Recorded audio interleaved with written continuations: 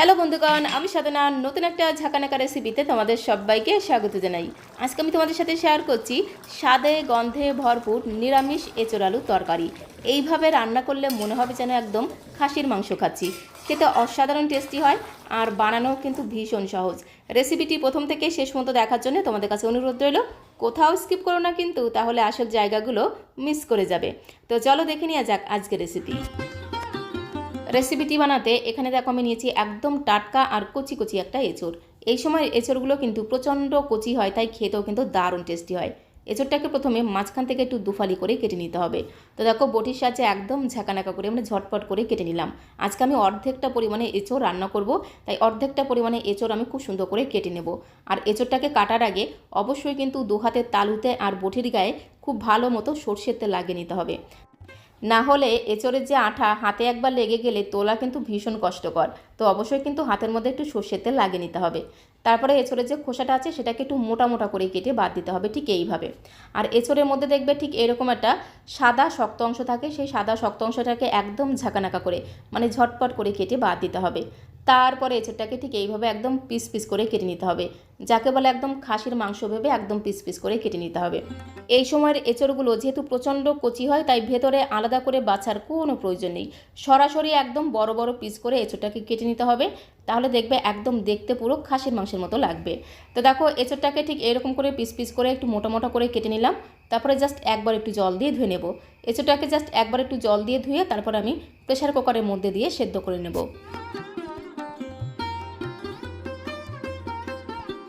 তো সমস্ত কেটে নেওয়া এঁচোড়টাকে দেখো প্রেশার কুকারের মধ্যে দিয়ে দিলাম। তার মধ্যে আমি পরিমাণ মতো দিয়ে দেবো জল, মানে জলটা এমনভাবে দিতে হবে যাতে এঁচোড়টা একটু জলের তলায় ডুবে থাকে। এবারে আমি প্রেশার কুকারের মধ্যে দিয়ে দিলাম সামান্য পরিমাণের লবণ, তার সাথে দিতে হবে একটু হলুদ গুঁড়ো। একটু হলুদ গুঁড়ো কিন্তু অবশ্যই দিতে হবে, তাহলে এঁচোড়ের যে কষ ভাবটা সেই কষ ভাবটা কিন্তু জলের সাথেই বেরিয়ে যাবে। তারপরে চামচ দিয়ে খুব সুন্দর করে একদম ঘোটানাটা করে নুন আর হলুদটাকে খুব ভালো করে একটু জলের সাথে মিশিয়ে নিতে হবে। তারপর দেখো ধামা চাপা দিলাম, মানে প্রেশার কুকারের ঢাকনাটা বন্ধ করে গ্যাসের ফ্লেমটা মিডিয়ামে রেখে জাস্ট একটা সিটি পড়তে দেবো। মানে একটা হুইসেল যখন পড়ে যাবে গ্যাসের ফ্লেমটা বন্ধ করে দিয়ে স্ট্যান্ডিং টাইমে রেখে দেবো। তাহলে দেখবে এই এঁচোড়টা একেবারে কিন্তু গলে গিয়ে ঘেটে যাবে না, বেশ গোটা গোটা থাকবে, অথচ খুব সুন্দরভাবে নরম হয়ে যাবে। তো ওইদিকে এঁচোড়টা সেদ্ধ হতে থাক, ততক্ষণে আমি একটু মশলা বেটে নেব। মশলাটা বাটার জন্য একটা ছোট্ট মিক্সিং জার নিয়েছি, তার মধ্যে আমি হাফ ইঞ্চির থেকে একটু বেশি আদাকে একদম ঝিরিঝিরি করে কুচি করে দিয়ে দিলাম। তার সাথে দিয়ে দিলাম দুটো শুকনো লঙ্কা, আর আমি দিয়ে দিলাম দুটো কাঁচা লঙ্কা। তোমরা চাইলে শুধু শুকনো লঙ্কা অথবা শুধু কাঁচা লঙ্কা দিয়েও করতে পারো, তাতে কোনো সমস্যা নেই। তবে শুকনো লঙ্কা কাঁচা লঙ্কা মিশিয়ে করলে ফ্লেভারটা কিন্তু দুর্দান্ত হয়। তার সাথে একটা তেজপাতাকে মাঝখান থেকে একদম ঝাঁকানাকা করে ছোটো ছোটো করে ছিঁড়ে দিয়ে দিতে হবে। তাহলে দেখবে তেজপাতাটা খুব সুন্দরভাবে কিন্তু একদম মিহিভাবে পেস্ট হয়ে যাবে। এর সাথে আমি 1 চামচ দিয়ে দেবো গোটা জিরে, তার সাথে দিয়ে দিতে হবে গোটা গরম মশলা। এখানে দেখো 3টে এলাচ লবঙ্গ দারচিনি আছে, তো গোটা গরম মশলাটা কিন্তু অবশ্যই দিতে হবে, তাহলে এঁচোড়ের স্বাদ আর গন্ধ দ্বিগুণ বেড়ে যাবে। একটা মিডিয়াম সাইজের লাল টুকটুকে পাকা টমেটোকে মাঝখান থেকে 4 ফালি করে কেটে রেখেছিলাম, টমেটোর টুকরোগুলো দিয়ে দিলাম। তার সাথে আমি সামান্য পরিমাণে দিয়ে দেবো জল। যেহেতু আমি পাকা টমেটো দিয়েছি তাই একদমই কিন্তু অল্প পরিমাণে জল লাগবে, তাই একদমই সামান্য পরিমাণে জল দিয়ে মিক্সিং জারের ঢাকনাটা বন্ধ করে একদম মিহি করে পেস্ট করে নেব। তো দেখো মশলার একটা মিহি পেস্ট আমি তৈরি করে নিলাম। মশলার এই পেস্টটাকে আমি মিক্সিং জারের মধ্যেই একটা সাইডে রেখে দেবো। তারপরে আমি একটা ভাজা মশলা রেডি করে নেব। তার জন্য সরাসরি চলে আসলাম কড়াইয়ের কাছে। তো গ্যাসের ফ্লেমটা অন করে দিয়ে একটা কড়াই বসিয়ে দিয়েছি। কড়াইটা একটুখানি গরম হয়ে গেলে কড়াইয়ের মধ্যে আমি 1 চামচ ভর্তি করে দিয়ে দিলাম গোটা ধনে, তার সাথে একটা তেজপাতাকে মাঝখান থেকে একটু ছোটো ছোটো করে ছিঁড়ে দিতে হবে। তার সাথে দিতে হবে একটা শুকনো লঙ্কা, এরকম করে একদম ছোটো ছোটো করে ছিঁড়ে দিতে হবে, তাহলে দেখবে খুব তাড়াতাড়ি কিন্তু ভাজা হয়ে যাবে। তারপরে গ্যাসের ফ্লেমটা মিডিয়াম টু লোতে রেখে খুব সুন্দর করে ঘোটানাটা করে 2-1 মিনিট এইভাবে এই গোটা ধনে তেজপাতা শুকনো লঙ্কাটাকে একটু হালকা করে ভেজে নিতে হবে, কারণ এইগুলো ভাজতে একটু সময় লাগে। তাই এগুলোকে একটু হালকা করে ভেজে নেওয়ার পরে এর মধ্যে আমি 1 চামচ ভর্তি করে দিয়ে দিলাম গোটা জিরে। জিরে ভাজতে কিন্তু খুব বেশি সময় লাগে না, তাই জিরেটাকে একটু পরে আমি দিলাম। খুব ভালো করে একটু নাড়াচাড়া করে ভেজে নিতে হবে যাতে মশলাটা বেশি পুড়ে না যায়। খুব সুন্দর একটা ভাজা গ্রান বেরিয়ে আসবে আর মশলাটা বেশি একটু মুচমুচে হবে, ততক্ষণ অবধি খুব ভালো করে একটু নাড়াচাড়া করে ভেজে নিতে হবে। তো তারপরে মশলাটাকে আমি শিলনোড়ার মধ্যে দিয়ে একদম মিহি করে গুঁড়ো করে নেব। আমি শিলনোড়াতে বেটে গুঁড়ো করে নিচ্ছি, তোমরা চাইলে কিন্তু মিক্সিং জারের মধ্যে দিয়েও গুঁড়ো করে নিতে পারো, তাতে কোনো সমস্যা নেই। আর এই ভাজা মশলাটা কিন্তু অবশ্যই রেডি করে রাখবে। এই ভাজা মশলাটা দিলে এঁচোড়ের স্বাদ আর গন্ধ পুরো একদম মাংসের মতো হবে। যেহেতু নিরামিষ রান্না, নিরামিষ এঁচোড়ে যদি এইরকম করে একটু ভাজা মশলা গুঁড়ো করে দেওয়া হয় তাহলে দেখবে একদম খাসির মাংসের মতো স্বাদ পাবে। মশলাটাকে একদম মিহি করে গুঁড়ো করে একটা ছোট্ট বাটির মধ্যে আমি তুলে নিলাম। বাটিতে তুলে নেওয়ার পরে ভাজা মশলাটাকে অবশ্যই কিন্তু একটু ধামাচাপা দিয়ে রাখতে হবে, মানে অন্য একটা বাটি দিয়ে ঢাকা দিয়ে রাখতে হবে, নাহলে ভাজা মশলার যে একটা সুঘ্রাণ সেই সুঘ্রাণটাই কিন্তু চলে যাবে। আর এদিকে দেখো প্রেশার কুকারে যখন একটা হুইসেল বা সিটি পড়েছিল, তারপরে গ্যাসের ফ্লেমটা বন্ধ করে দিয়ে আমি স্ট্যান্ডিং টাইমে রেখে দিয়েছিলাম। যখন প্রেশার কুকারের প্রেশারটা অটোমেটিক্যালি বেরিয়ে গেছে বা যাবে, তখনই দেখবে ঢাকনাটা অটোমেটিক্যালি কিন্তু খুলে যাবে। তো তারপরে তোমাদের আমি এঁচোড়টা দেখিয়ে দিচ্ছি। দেখো এঁচোড়টা কত সুন্দর নরম হয়ে গেছে, অথচ গোটা গোটা রয়েছে। এরকম কিন্তু প্রেশার কুকারে সেদ্ধ করলে মাত্র একটা সিটিই কিন্তু দিতে হবে, একটার বেশি সিটি দেবে না, তাহলে এই এঁচোড়টা বেশি নরম হয়ে গিয়ে ঘেটে যাবে। একটা সিটি দিয়ে স্ট্যান্ডিং টাইমে রেখে দিলেই দেখবে এঁচোড়টা এরকম একটু শক্ত শক্ত থাকবে, গোটা গোটা থাকবে, খেতেও ভালো লাগবে, আবার দেখতেও কিন্তু দারুণ লাগবে। তো এখন এই এঁচোড়টাকে খুব ভালো করে জল ছেঁকে ছেঁকে অন্য একটা পাত্রের মধ্যে আমি তুলে নেব। তো দেখো সমস্ত এঁচোড়টাকে খুব সুন্দর করে জল ছেঁকে ছেঁকে একটা পাত্রের মধ্যে আমি তুলে নিয়েছি। আর এঁচোড় সেদ্ধ করা জলটা কিন্তু অবশ্যই ফেলে দিতে হবে, সেটা কিন্তু রান্নার মধ্যে দেওয়া যাবে না, তাহলে রান্নার টেস্টই কিন্তু নষ্ট হয়ে যাবে। তো তারপর আমি রান্নাটা করে নেবো, তার জন্য দেখো সরাসরি চলে আসলাম কড়াইয়ের কাছে। একটা কড়াই বসিয়ে দিয়েছি, কড়াইটা গরম হয়ে গেলে কড়াইয়ের মধ্যে আমি 3 চামচ দিয়ে দিলাম সর্ষের তেল। চেষ্টা করবে রান্নাটা সর্ষের তেলে করতে, তাহলে দেখবে স্বাদটা আরও দ্বিগুণ বেড়ে যাবে। তেলটাকে খুব ভালো করে ঘোটানাটা করে কড়াইয়ের গায়ে একটু লাগিয়ে নিতে হবে। আর এখানে দেখো আমি দুটো মিডিয়াম সাইজের আলুকে খোসা ছাড়িয়ে মাংসের আলুর মতো একটু বড় বড় পিস করে কেটে নিয়েছি, মানে একটা আলুর মাঝখান থেকে 4 ফালি করে কেটে নিয়েছি।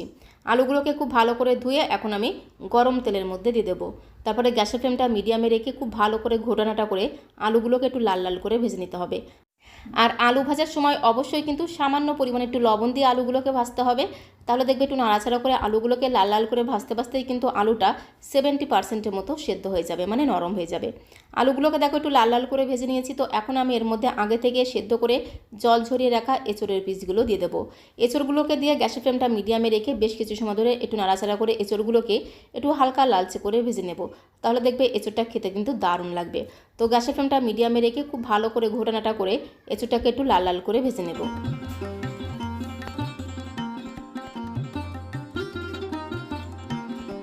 তো বেশ কিছু সময় ধরে খুব ভালো করে নাড়াচাড়া করে এঁচোড়টাকে দেখো একটু হালকা লালচে করে ভেজে নিলাম। নামানোর আগে এর মধ্যে দিতে হবে সামান্য পরিমাণে একটু হলুদ গুঁড়ো। একটুখানি হলুদ গুঁড়ো দিয়ে খুব ভালো করে একটু ঘোটানাটা করে মিশিয়ে নিলেই কিন্তু এঁচোড় আর আলুর কালারটা কিন্তু পুরোপুরি চেঞ্জ হয়ে যাবে, খুব সুন্দর একটা কালার হবে, সাথে সাথে ঘ্রাণটাও কিন্তু দুর্দান্ত হবে। তো সামান্য পরিমাণে হলুদ গুঁড়ো দিয়ে খুব ভালো করে মিশিয়ে নিয়ে সঙ্গে সঙ্গে আমি একটা পাত্রের মধ্যে তুলে নেব। তো বন্ধুগণ, আজকে আমি তোমাদের সাথে যে পদ্ধতিতে নিরামিষ এঁচোড় আলুর তরকারি রান্না করে দেখাচ্ছি, এই পদ্ধতিতে মানে আমার মতো করে এই পদ্ধতিতে একবার তোমরা নিরামিষ এঁচোড় আলুর তরকারি রান্না করে খেয়ে দেখতে পারো, একদম পুরো মাংসের মতো স্বাদ পাবে, খুব সুন্দর টেস্ট হবে, সাথে সাথে ঘ্রাণটাও কিন্তু দুর্দান্ত হবে। কড়াইটাকে একটু পরিষ্কার করে নেওয়ার পরে ওই কড়াইতে আমি আরও 3 চামচ দিয়ে দিলাম সর্ষের তেল। তেলটা যখন একটু গরম হয়ে গেছে 1 চামচের 3 ভাগের 1 ভাগ দিয়ে দিলাম গোটা জিরে ফোড়ন। তো তারপরে একটা তেজপাতাকে মাঝখান থেকে একটু ছিঁড়ে দিয়ে দিতে হবে। তারপরে গ্যাসের ফ্লেমটা মিডিয়াম টু লোতে রেখে তেজপাতাটাকে একটু হালকা লালচে করে ভেজে নিতে হবে। এতে দেখবে তেজপাতা থেকে খুব সুন্দর একটা ভাজা গ্রান পাওয়া যাবে। তো তেজপাতার মধ্যে যখন একটু হালকা লালচে কালার ধরেছে, তখন আমি এর মধ্যে মিক্সিং জারে বেটে রাখা মশলাটা দিয়ে দিলাম।